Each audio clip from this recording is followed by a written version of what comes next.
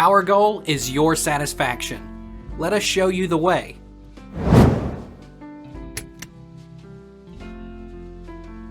How long will food stay good vacuum sealed?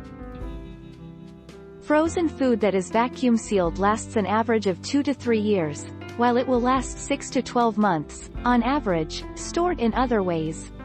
Most vacuum sealed foods will last in the refrigerator for 1 to 2 weeks, which is much longer than the typical 1 to 3 days food will last when stored conventionally in a refrigerator.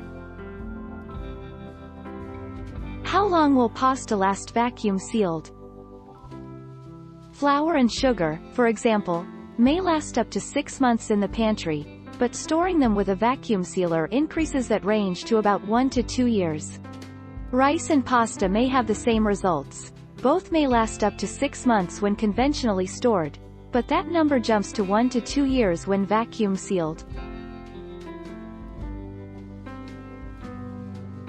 Take our lead. Let's help you make your mark.